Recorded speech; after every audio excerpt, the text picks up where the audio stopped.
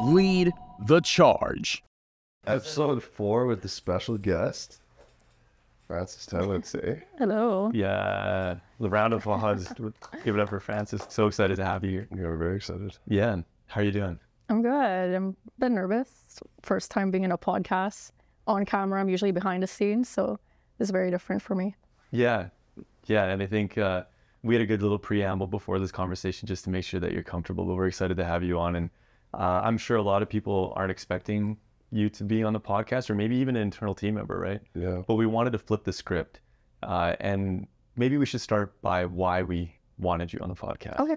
So first things first, congratulations on finishing your first full marathon. Yeah, thank you. And to be clear, that's 42 kilometers, the Yeah. full marathon, not, oh, I did a marathon and I did a half marathon. No, that's not real. Or a 10K. Those are just practice runs. 42K, did the full thing. And both Kai and I were like, we were excited, like next level excited. I think even going back to that day, it was, what was it, the 29th or 28th of May?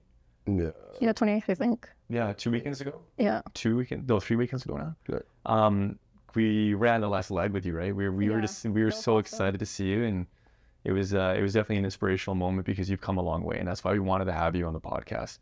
Is we wanted for you to be able to share your story because we think it's super important. It's inspired us over the years, and we've been working shoulder to shoulder now for, it's almost 5 years now. It's almost 5 years. It's almost 5 years now. I think at the end of this year, it's 5 years.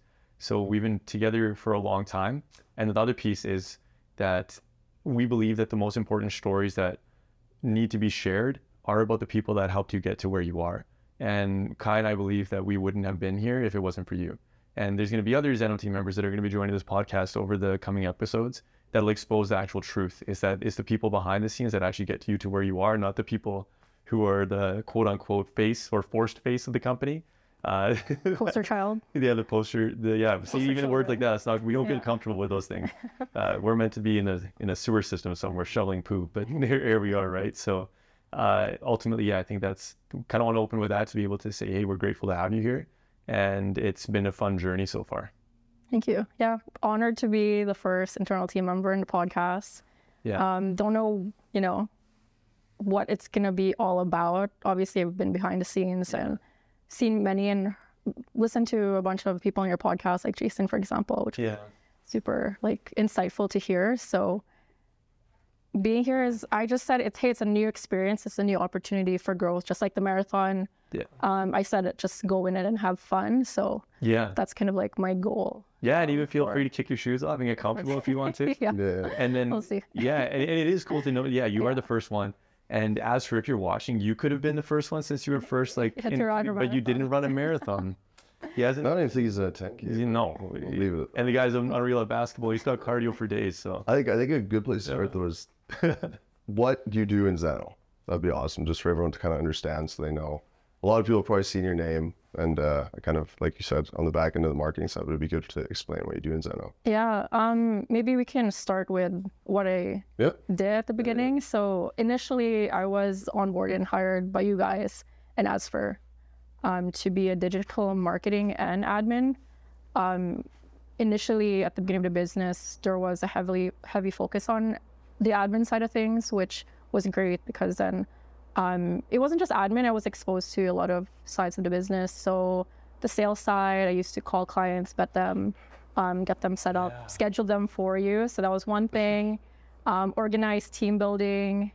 I also did the single line diagrams, a lot of what Aritra and Kat's doing now. So it's really helped me understand like a big part of the business, and obviously the marketing side. So I took over like the social media from Asfer and started like posting on that consistently, and then worked my way up to being the marketing manager, which I believe I got that like maybe 2-ish to 3 years in.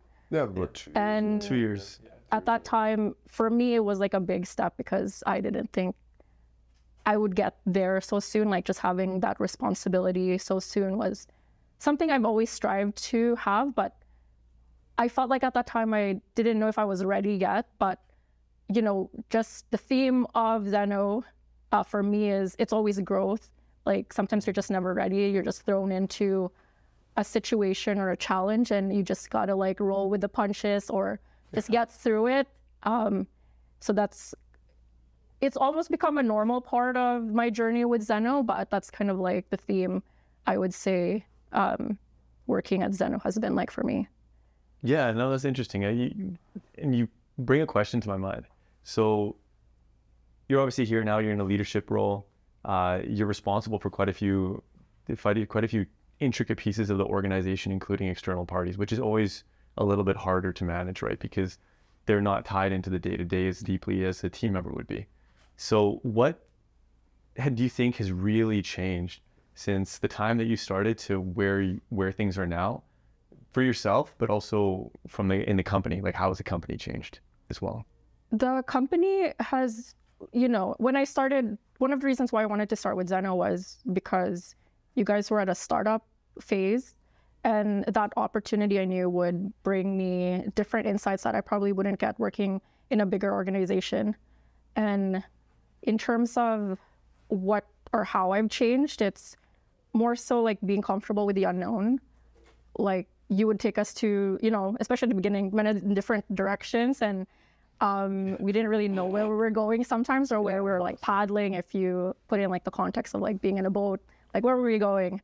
But just believing and like obviously putting our trust in you to lead us in terms of like where we're going.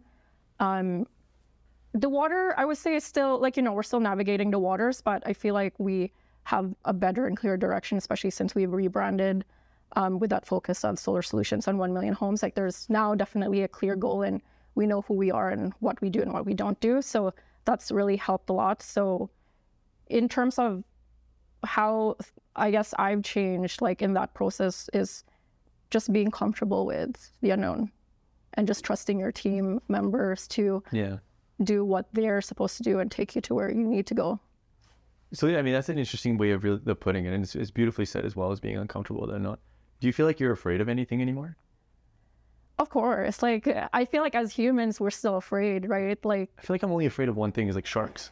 Sharks still freak me out, and there's like nothing else really. Like, I don't know why, just sharks. Like, yeah, sharks are pretty scary. Open water. Yeah, right? Like, I think that's, what are you afraid of? There's spiders, like big spiders. Those like Royce is scared of spiders. Yeah. Royce. Like the big ones, like in Australia. Those are In New Zealand. Yeah. Or alligators. Yeah. Alligators. No, alligators are manageable, I think. But capybaras, like, they're not scared of anything. Or the Canadian geese are like one of my favorite animals. Okay, so there's quite a few things to be afraid of. But like, I mean, from a mindset perspective, is there anything that really scares you anymore? I would still say yes. Like, obviously, as humans, like, I'm sure, like, I'm still scared of like some things. Yeah. But now I'm just more like able to manage like things that are unknown. Like, for example, being in this podcast is, I don't know how it's gonna go. We'll see what happens at the end. I probably won't watch it again. We'll see. But yeah, I'd still say I'm scared, but I'm comfortable with tackling it head on. Yeah. Well, let's bring up one of our core values, but it's challenge to be better.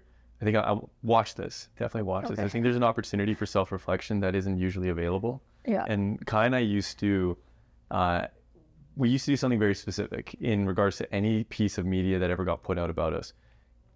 We would typically be in that media together, and then Kai would watch it and critique me, and then I would watch it and I would critique him. And sometimes it would suck to like read some of the stuff. It's like, oh, I wish I could have done better on that. And then it allowed us to get to a point where we just got comfortable and realized that actually, hey, we're always going to make mistakes. And maybe when you're watching this back, just be comfortable with that. I didn't say that perfectly, but then also take that as an opportunity for that core value of ours, which is challenge to be better, to be able to amplify yourself, as you always have, right? Like, I think it's an awesome opportunity from that standpoint. But going back to that piece about like us talking about like the mechanism of being afraid and the fear mindset, and just accepting the fact that there's always going to be things. How did the marathon go for you? Like, what did that process look like that at the start of this year when we threw it up there that, hey, this year's first marathon, or the marathons are going to be Toronto, Calgary, and Edmonton, when you decided to like put it out there and do it, what did you go through? Initially, I wanted to do the half marathon. I've done it before, like 3 years back, or actually, I don't know how many years back. Yeah, before the pandemic. Yeah, it was 3 years ago. Yeah, I remember. Because I was hoping to work my way up to a marathon. Like, eventually, I wanted to do that at least once in my life. Yeah. So I signed up for the half, and then I was training. I was looking at actually a training schedule. I'm like, I'm actually like doing, you know, the work. Why don't I just do it now? Yeah. If I'm already putting in all this work, just do it now. And we recently also had MCA like onboarded, which helped almost offload the big responsibility of marketing. So I thought like it's, you know, there's no better way to do it than now. Why postpone it? Yeah. That's interesting. That is a good way of looking at it, actually. And I think maybe a distinction between myself and Kai is like Kai's very courageous right out of the gate, or maybe just dumb, one of the two. Like the way 50-50, like the way that he's like, yeah, let's do it, like approaches everything. And I'm like, hold on a second here. Let me actually just see if there's any measurables that we can put into play to ensure that this is actually a good thing. But when it comes to like personal development, we're the same on that side where there's no barrier. Now from different perspectives, you have to put in gates to ensure that you're actually going to be successful, because you want to land on your feet, but you beat your goal by a lot. Yeah. From what I understood, right? Like What was your goal time? My goal was to finish, no injury, and not have a DNF, which is a do not finish, because they post your name and like your time. But verbally, I heard like you were kind of exploring plus 6 hours. Right? Yeah, 6:30. It's based off of like my training. Yeah. One of the longest run that I did was like 32 kilometers, and I finished it almost in 6 hours, like 5 minutes 45. How fast did you do the marathon? I finished based off like the time, like the chit time was 5 hours and 13 minutes. Yeah, which is crazy. Yeah. For first one. So you enjoyed it. That's nuts. Yeah, I honestly, the goal was just to have fun.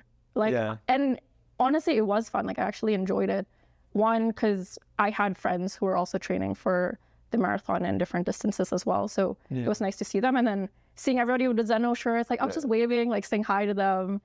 I had a friend like come in the different routes to cheer me on, and then hearing them like cheer for me at the end, and seeing you guys at the end as well. I didn't know you guys were waiting, so it caught me off guard a little bit, but in a really nice way. And then you ran like, you know, with me like at the end as a team. So it was very like, our legs were cooked. Yeah. Like that 10K did some pretty bad damage to us. Yeah, we didn't go into the retraining, so like that, the running with you was good. Yeah, like, it was really sweet. It was amazing seeing you cross that line. It was like a first. I think it was like probably the best first like you were at marathon. You've been to 3 of 5 bars, right? Because you went to Calgary, obviously. Oh no, Edmonton. The Calgary one I wasn't there. Edmonton and Banff. Oh, okay. Yeah. So the Calgary one, I don't think I was working with the guys. Are you sure? Yeah. Really? Okay. No. Yeah. That was when Asher was around at that point. Yeah. Maybe maybe you saw Asfer. I don't know. No, I thought you were there for the Yeah. I know. I wasn't there. I know you guys did it, but I know I wasn't there. I was there for Banff and the Edmonton one. You know what? It was an amazing day. Like, and to go into, let's actually explore that side of things, because it's very rare that, you know, Kai and I have done 5 now, and we're getting good, very good at them. I'd like to say. And what did you face during that marathon? I know you said you did a lot of fun. Was there any parts where you're like, holy crap?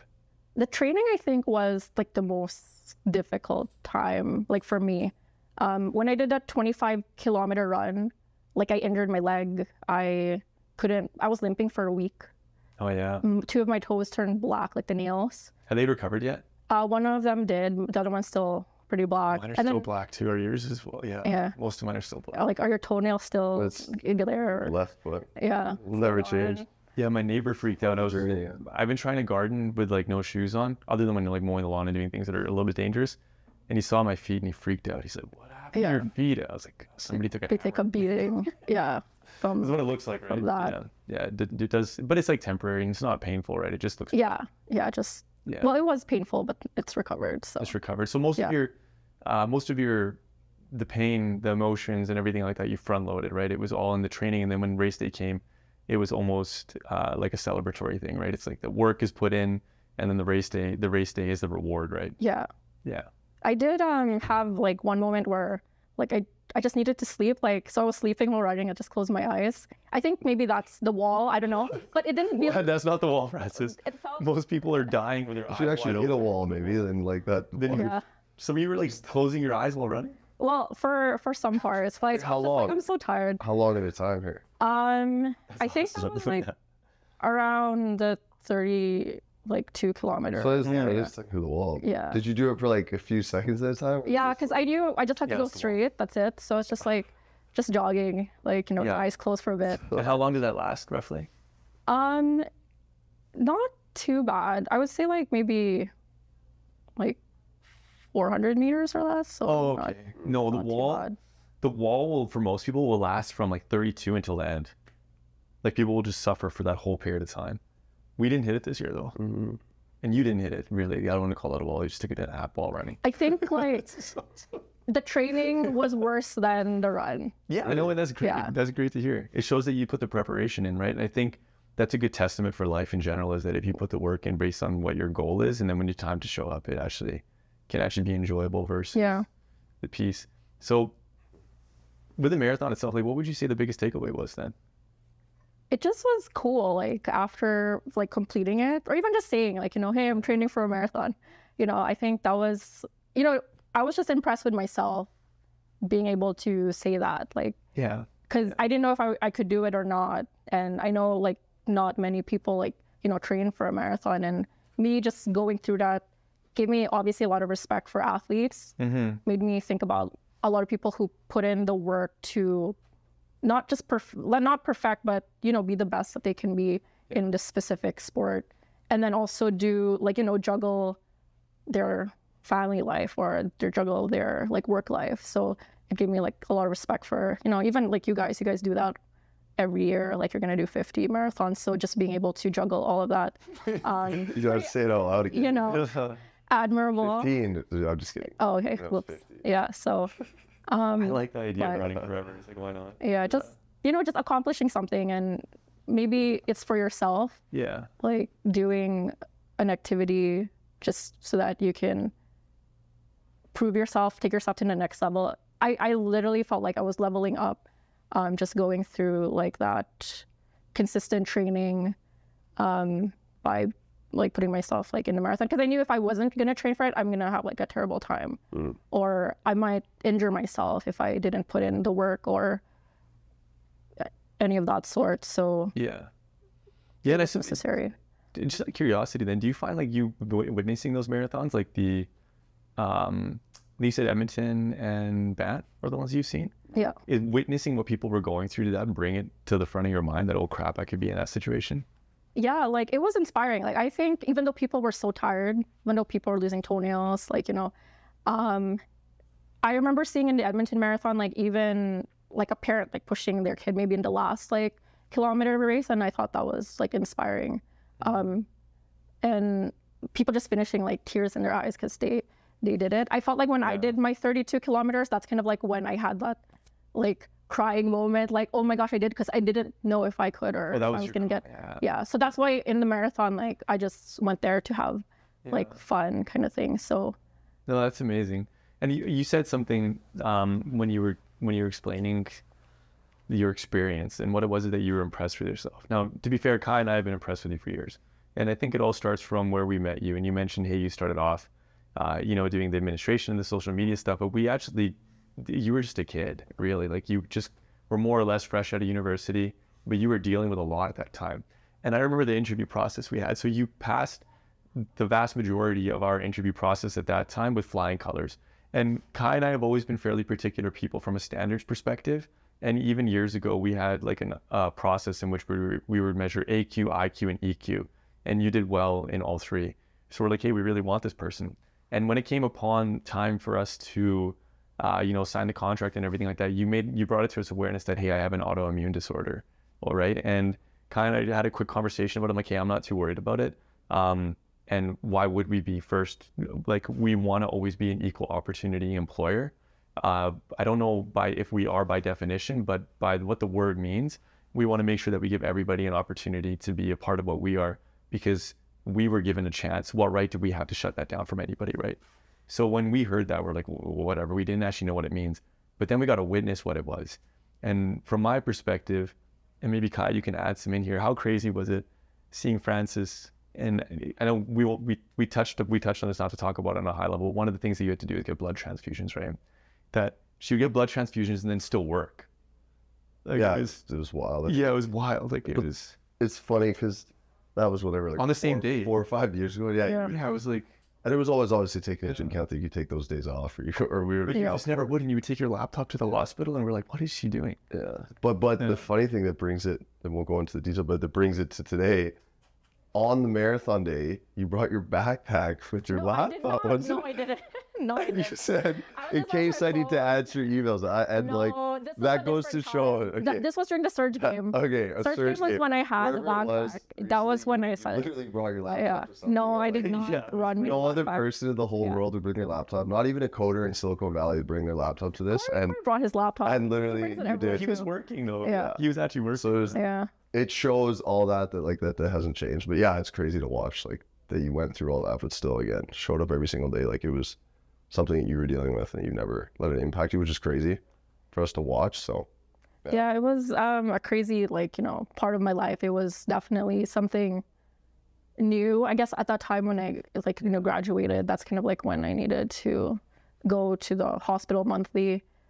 So thank you, Canada, for, healthcare. But now I would say that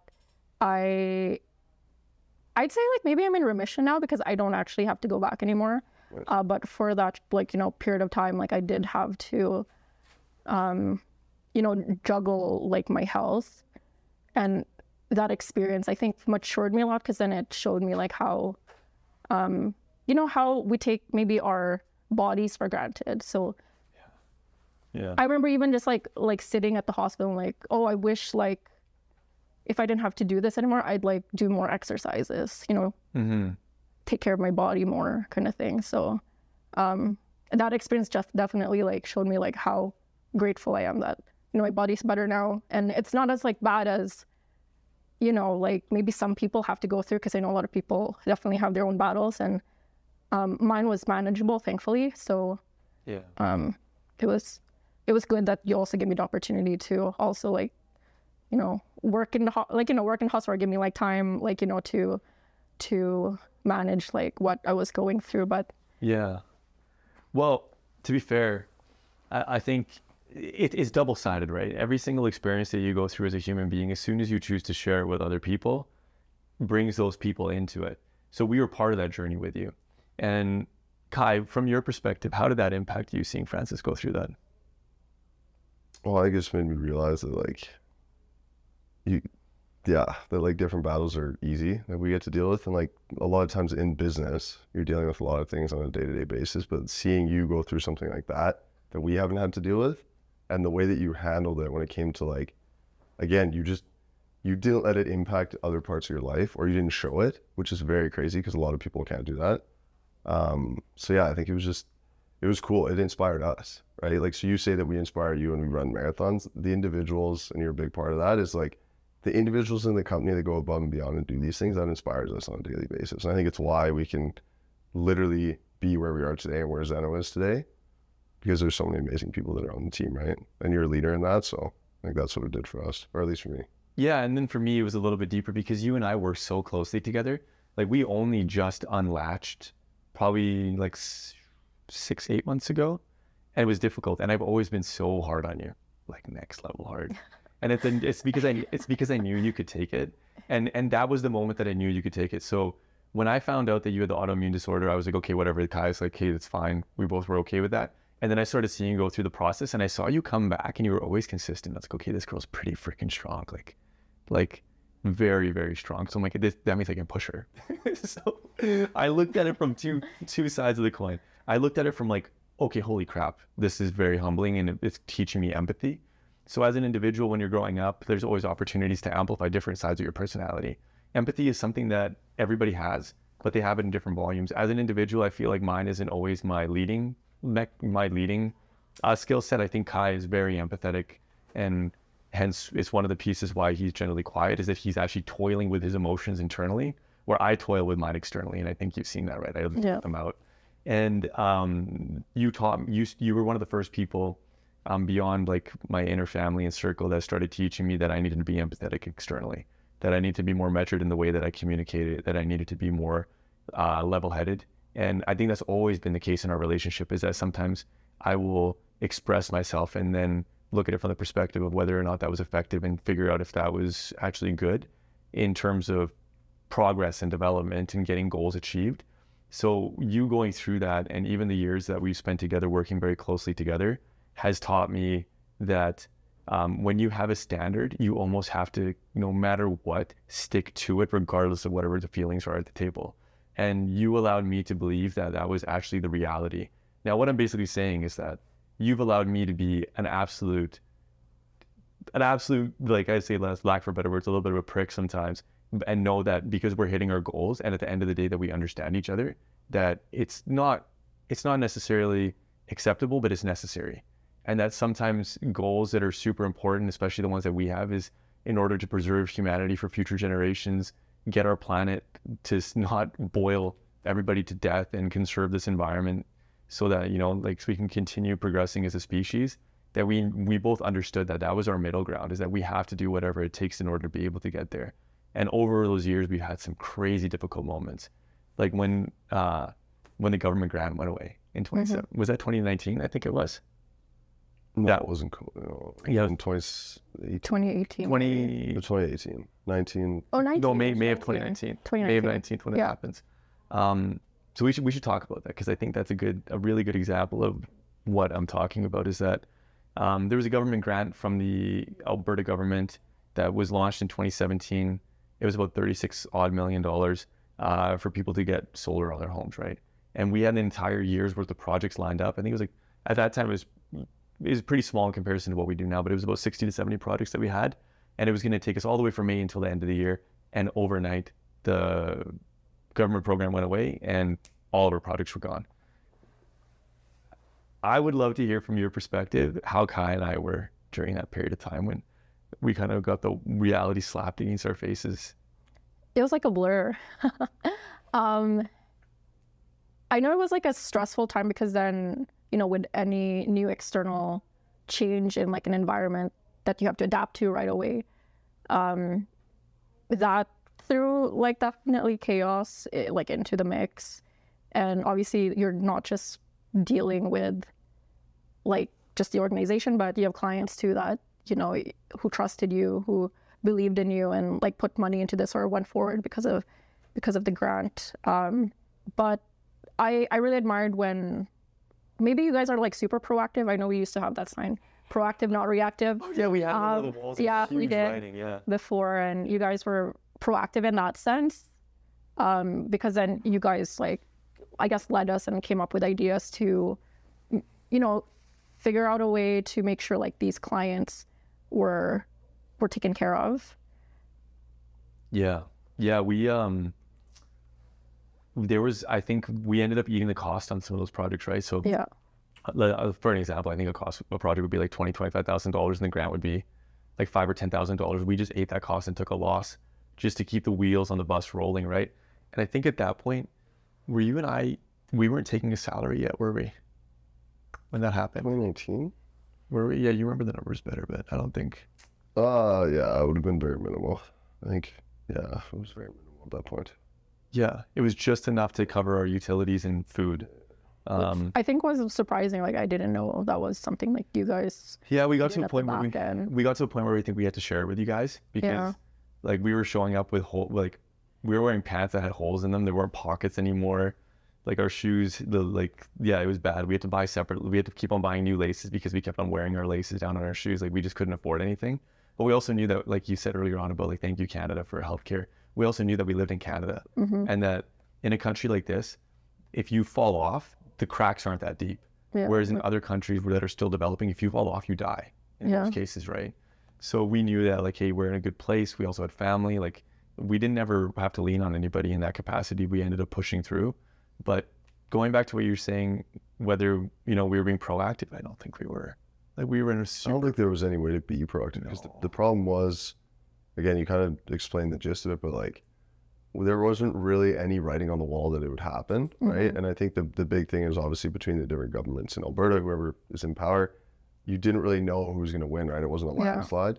Yeah. So that was a big issue for us, is like, how do you plan for something when you don't know what's coming? And I guess it's just rolling with the punches. Yeah, I think that's like the adapting biggest thing we to learned in the business world in general, right? whatever like, comes your way. one week can be good, one week can be bad, and you just figure out how to deal with it. But I think that, again, takes individuals like yourself and other people on the team that are like, hey, we're here to figure out and make it work. I know you were alluding to like, how were we throughout the process? The big part of it was how you all handled that, right? Like there wasn't any chaos from your guys' side that was like, hey, what's going on? Like, are we going to have a job? Whatever. You guys just knew and trusted in us. And I think that makes it easier for us as well. That's been a big thing for us during all the chaotic things we've dealt with in the 8 years of being in the business. I think there's been so many curveballs, but we always knew that you guys were there as a team to be like, hey, we understand. We need to figure something out, but you guys will make it work, which makes our life so much easier. And then I think that's just part of like, you know, allowing challenging experiences, like facing it head on. Like obviously people have different comfort levels, navigating like different complexity, but just being okay and, you know, all the experiences that you've had in the past is supposed to prepare you for this moment so that you can, you know, face them. And sometimes you might not be at a level where I feel comfortable, like, you know, like running a marathon. Like obviously I didn't run a marathon when I was like in junior high or something. Like, you know, you develop experiences that help you navigate like these challenges, and they're there for a reason. It's either a lesson or an opportunity that, you know, you just learn from and or take. So that's great to hear. And I think along your journey, there's been a lot of really good moments and there's been a lot of hard moments, right? And one of the things that we should probably talk about is this right here, right? I grabbed this mug today because I wanted to talk about this. So Virtuoso Energy was the company name when you first started. And now we're rocking Zeno everywhere, which has been a fun and, in my opinion, a really successful rebrand. Walk us through that, because a lot of people might not know this. You were the key person behind making sure that got brought to life successfully, and it was not an easy process. Looking back to now, I personally think it was a really good experience to go through. I think it was a great experience to go through. I also learned a lot about myself during that whole process. But let's hear about it from your perspective. How did that affect you and change you as an individual? And how have you thought about the whole thing since now that it's kind of turned over and running? Yeah, so again, I mentioned the theme of leveling up. Obviously, the rebrand was another level up in terms of for the company, and even just for me, like being able to PM that project, which was obviously like a really big deal. We invested a lot of money into it. We worked with a great media company who helped us develop like the Zeno brand. Yeah, and it was massive. We'll give them a shout out. Yeah. Massive media out of Vancouver, right? Yeah, Renee and Lindsay's team. Very creative. They're a very creative team. I think we didn't really know what we were getting ourselves into. It was definitely like a new process that I know media companies do. Like I did a little bit of research, like what we could expect, but diving into it, I really didn't know like where like this journey would take us.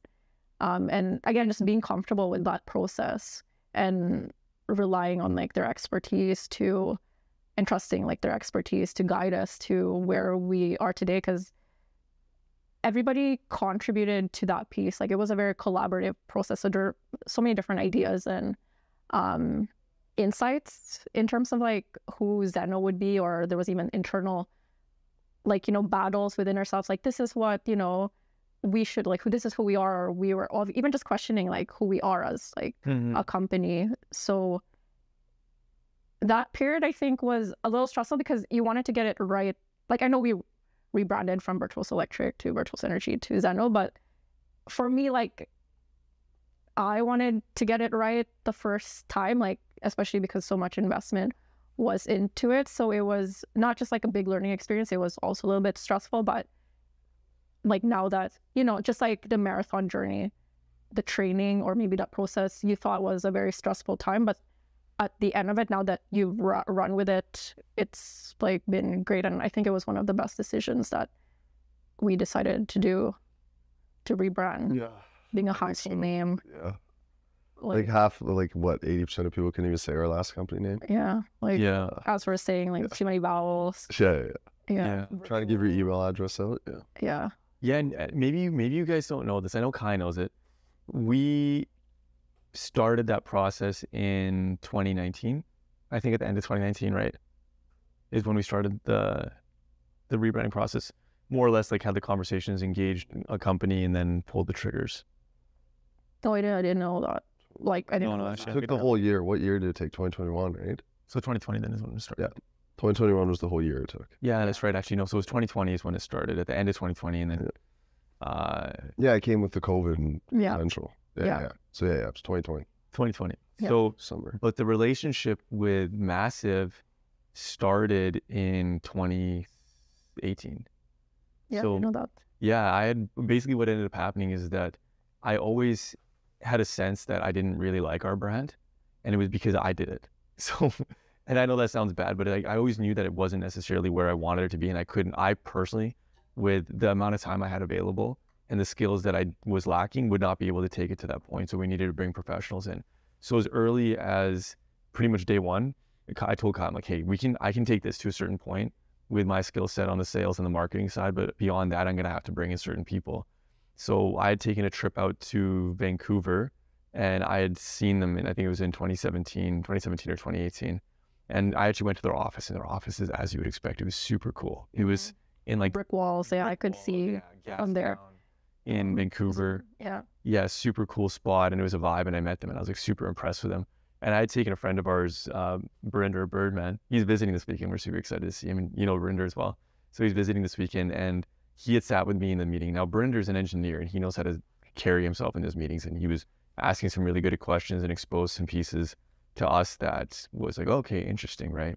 So because of that, we got some insights in regards to these could be the right people, and they ended up getting through that process and being selected to help us with our brand. And what I thought was true about them then was true about that process, is that their creative ability really shone to the surface. But they were a growing company like us as well too, right? Where they didn't have fixed processes in place yet, and their team was growing rapidly, and we got caught up in that. And it was a beautiful thing, right? Because it was chaotic, and it obviously was stressful on us, but we got through that process together. And I think anytime two parties can toil together, then the result is always going to be positive, right? Yeah, something maybe I learned about like you guys in the process is that you obviously have a standard, and if it's not there, like you'll push for individuals or even members of the company to get to that standard, which I think helped with getting like, you know, this wonderful brand and product at like the end of it. I think there's a lot of people there at that organization that probably don't like me at all, but I knew I had to wear that hat. Yeah. And I think that's one of the responsibilities, is like being owners of a vision, right? Is that sometimes, and you've had to wear this hat as well too, because there's pieces of the vision that you own in your department. Yeah. But do you feel like you've ever had to do that, where you're like, man, I know I'm about to make people dislike me, but I have to do this because this is what we need to do? Yeah, all the time. I'm not someone who, you know, like conflict maybe is something that I still need to learn to do, but accepting it as something, you know, to help bring us to next level, like I spin it that way, like, hey, this is for us to become better. Like I might have to take on this role, which obviously maybe many years ago I wouldn't be comfortable doing, but I have to be okay, because like, you know, obviously I'll do it in a respectful way, but it's a necessary thing, or somebody has to do it in order for us to like go like that next level. And that's maybe something I've learned with you guys. Like you guys are pretty comfortable with conflict, and learning that conflict isn't a bad thing as long as it's done in a respectful way. And like you could get something really great out of it. Like this brand, for example, like there definitely was conflict in the design process. There were different, you know, we relied on professionals, but then we knew who we were, or we were even battling like who we were, but allowing that conflict to happen like created something obviously great. So they, you know, things happen for a reason. They were the right, like we selected them for a reason, right? To help us with our rebrand. So knowing that they're the professionals, and then them also being able to listen to what like we want, and being okay to be, you know, to maybe push themselves or exert themselves a little bit more in like a certain area, definitely created like a brand that obviously I love this brand. I think many people, when they see our brand, are really excited about it. We have a brand deck now that, you know, as a guide, like, which we never really had formally, that they created. It was like a really beautiful product that I still use and recycle all the time when we create like new content. And now MCA is able to like take that and, you know, spin it off to that same brand consistency, but again, take us to the next level. And that's, again, the theme of Zeno. You're just going to the next level. And then obviously the Surge thing now happened, and if we didn't rebrand, like, would we have this great great title sponsorship with Surge, for example? I think it was just like a vital part of like the process. Now that you look back, you can kind of connect the dots a little bit and go through that. It could be like a stressful experience, but again, just being okay with conflict, knowing as long as people are respectful that it's necessary. It's just like something necessary if you want to become like the best in your industry or become a better version of yourself. Yeah. Like even in the marathon, actually, my friends did kind of like did mention that, hey, if you haven't done like more than a 25 kilometer and you got injured from that and you still haven't done like a long distance, they were concerned for me. So the naysayers, you call them friends, I call them naysayers. No, like they were like great, and they just gave me like into a realistic perspective. Like, hey, if you haven't done that, you have to be realistic. Like, you might not do so well like for time. Exactly, naysayers. No, they're not.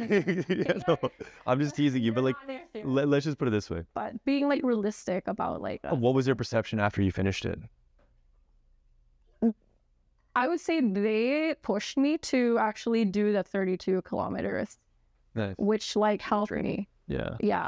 To get it done. So they helped. Like, they weren't negative about it. They just wanted me to be like, hey, just be realistic about it. Yeah. Kind of thing. To be. Yeah, I suppose that's fair. I think everybody has a different approach to everything, right? There's no wrong way of doing it. And that motivation for us, the reason why I call them naysayers, and maybe I should clarify here, is that people that are in the position to be able to say, hey, like, you might want to consider doing it differently, aren't necessarily saying that you won't achieve the goal, but they're creating a doubt, right? And that's what I always consider. Anybody that creates doubt is a potential naysayer, right? Is that they're like, oh yeah, I don't think you can do this based on where you currently are at. And it's good. You took it as a positive, and I think this is something I've always appreciated with you. Whereas the Kai and I, usually when we have people do that to us, it actually drives us in like an aggressive way. We're like, oh, so you don't think I can do it? All right, let me show you. That's how we typically are in those situations, which gives us energy. And it sounds like it gave you energy as well. And I think I know this from a position of experiences, because there's been marathons where the Vancouver one, for example, we decided 30 days out and didn't start training until 3 weeks out. And then we ran like 5 times and did it. And I think the longest distance we ran on that was like 12K. Right. So sometimes it's like these people will help you along that path. But on the marketing side, when we're talking about like even the massive piece, I think this is a really important note to really capture, right, what you experienced. But I'd also love to hear what you experienced, because Kai, though not necessarily the definitive individual in the company for the sales and marketing piece, had a lot of influence on this process and dealt with a lot of the hard pieces. So how did you find that experience of going through the rebranding and going from Virtuoso to where we are now? Well, I think like my involvement wasn't as great as your guys' is. I think the biggest thing I saw is I obviously get pulled into different issues that were coming up, and then seeing the different pieces and being able to go through the process was super cool. Because I think when we decided on Virtuoso, it was like a coin flip, and like we just liked the name, and it was like, okay, let's just build a brand around this. Where this actually took pieces out of who we are, who are the key individuals on the team, how do they see the brand, right? That was the cool part that I like to see, is like, how do you see the brand? How do people talk about the brand? And then what was really cool is that you guys actually opened up about the brand as well. I think until that process happened, I'd never heard from Colin, as for you, on what you actually thought about the brand and like the things and I think actually Azra is good for this. He'll just be very honest about stuff and like things he didn't like about Virtuoso and whatever it was like. And I think that was something that I hadn't seen before. And then being able to see the growth from you, like one of the things that I like to do is like, if I let go of the vine, I let go of it. Like it's just, what that means, is like, if I give someone a responsibility for something, I trust that they are ready to take on that challenge. And even if you fail at it, I'm probably not going to come save you. And I realized that during that process, just seeing your growth and what you did to get us to the checkpoints and the pressure that you had from both of us, I know how much pressure we were putting on you, like from all different angles, to make sure that it was getting done, with the timelines, with the crazy side of having a brand launch event, right? Like coming out of that brand, we knew we had to do a big launch and do it publicly. And you had those pressures as well. And just seeing you grow through that is something that I hadn't seen before. But the thing is, when like January 17th, I think it was when we actually launched it, that was the moment where like, okay, like you just literally pulled that all off. And sure, we helped, but at the end of the day, it was your project. And I think that made us realize like, okay, you're good. Like these are things that you've done now. And now it's like, obviously the reins are pretty much off for marketing. I hope at least, obviously we have some influence, but you're able to kind of take that on. So I would say that was my experience. It's just super cool to see you grow and honestly see you struggle. Because as bad as that sounds, it's pretty cool to see how you handle that struggle and how you handle that chaos. And you killed it. So yeah, like honestly, I've never done a rebrand. I was like, I don't know, like, you know, sometimes I don't know what I'm doing, but having support, asking questions is like part of, again, growth. Just being humble about it, like, hey, I don't know what I'm doing. Like, can I like run point with you on something? Not necessarily relying on you guys to tell me what to do, but maybe asking better questions is something that I've also learned. Like, it's my responsibility. Like, that's not like your responsibility. So I should ask better questions so I know what I need to do. Yeah. Yeah. I think from my perspective there's a few pieces that I learned specifically through that whole journey of going through the rebrand. One, there's parallels in life. So though you hadn't done a quote unquote rebrand for a corporation, you've rebranded yourself so many different times, right?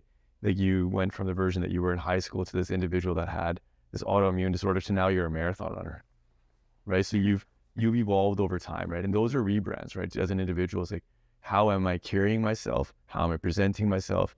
And how am I ultimately just living, right? And I think for me, I had a little bit of an edge because I had taken it from virtuoso electric to virtuoso energy. So I'm like, hey, I know the mechanisms from like a process standpoint, and I know what needs to be done from an administrative perspective as well.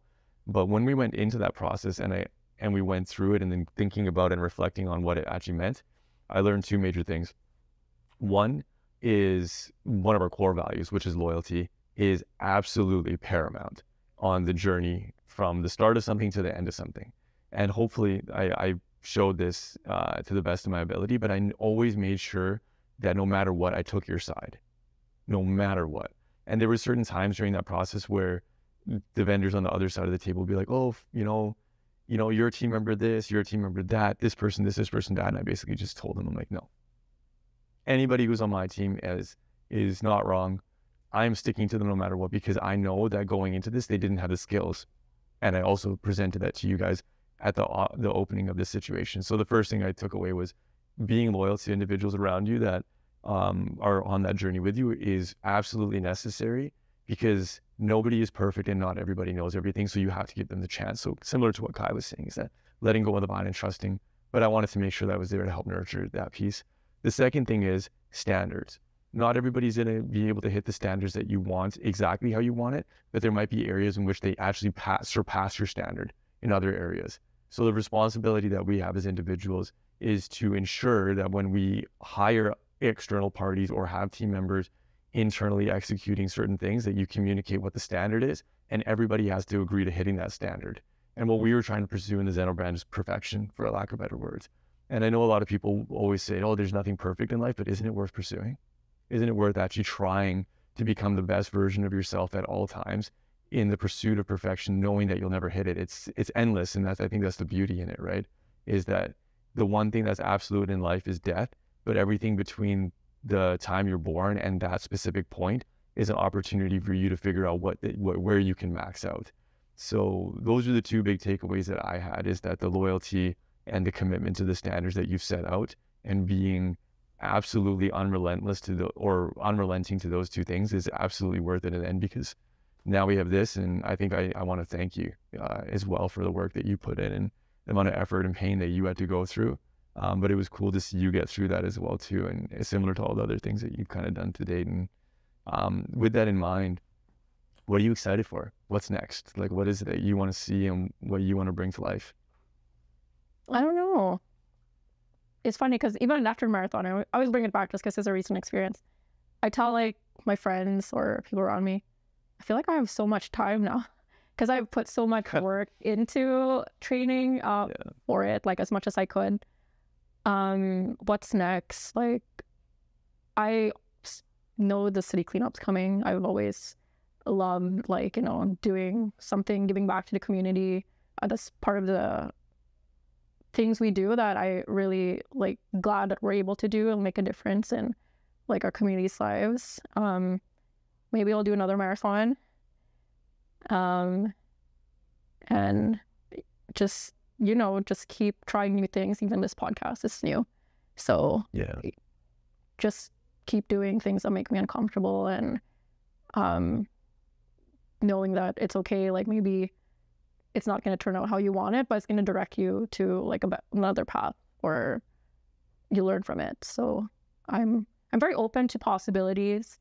I was even telling myself I need to like maybe rejournal. Like, I just need like a weekend to kind of like reflect on what's happened, because sometimes when you're in something for so long, you just get caught into it, and then you don't take a clarity break, or like, you know, you don't step back and assess like where you are in life. So I remember in high school I had like, especially when I started getting my immune disorder, I had like a list of things that I wanted to do. So I think it's revisiting that and, you know, crossing things off and then maybe adding new things to it. So yeah. No, that's awesome. And from my perspective, I'm excited to see these next stages of your journey and what you do. I know there's going to be a lot of awesome things that you do in Zeno. And the biggest thing for us, and I think maybe we should share this as well too, is the reason why we're so comfortable bringing you on is because we know that Zeno isn't your be all and end all, but the person that you are and the journey that you've been on is something that's worth sharing. And we don't know if you're going to be here in 3 or 4 or 5 years. And ultimately, we're completely comfortable with that. Every relationship we've gotten into, especially on the professional side of things, is one of a commitment to evolution. And we know that wherever you end up, you're going to be a major benefit, and you're very valuable to whatever that looks like. So I think I'm just excited to see how that continues, and the path that you're on is going to be an awesome one to watch. So for me, it's, for lack of better words, I'm just trusting the process, and kind of just being an observer along that path of whatever it is that you become and wherever you go. Yeah, 100%. And honestly, like, the hard things that we've gone through together makes me just more, like, you know, comfortable with, like, even the search thing. Like, that's a big deal. Like, that's a really big deal. Yeah. But because we've gone through like so much together, it's like, I can do this kind of thing. Like, obviously I still have to be on my toes. Like, I have to make sure things are not missed. It's a new experience, but like, I just know like I can do it. Yeah. Yeah. And I think that's a beautiful thing to end it on, is that nothing is impossible, and that we can do anything if we put our minds to it, which, just to do a plug, Strides for Sustainability, the Edmonton Marathon's coming up in about 10 weeks, August 20th. And we have, how much do we need to raise between now? 15,000. So we got to get 15,000 in total, but we've raised about halfway. We're about halfway. Yeah. So I know there's a lot of you that watch this, and for those who haven't donated, we need your help. Like, just to be frank, we need to be able to get it to that point. We have about 10 weeks left in order to be able to satisfy the commitment that we've made. And there's a lot of people that live in Canada that don't have the same opportunities that we do. And these individuals can't afford to go to school, or there's different stressors that they have in their lives that this ends up helping. And we want to make society better. Ultimately, we want society to have access to that education so that we can all flourish together. And that's what this Strive for Sustainability is all about. So if you're watching this and you're hearing this and you haven't donated, even if it's $1, even if it's $5, whatever it is, it all helps. So take that moment, look in the description, click on the link and donate. We have a little bit of time between now and the marathon, that when this closes, to be able to hit that goal. And we will hit it, but we want to hit it with you guys, and we want to hit it with your support. So I think give a shot to this initiative, and let's try to make an impact on this world. That's good. Sweet. Well, awesome. Thanks for coming on, Frances. Yeah, thank you. Yeah. It's not so bad. Sweet. No, yeah, it's good. No, it's good. That's it. That's a wrap.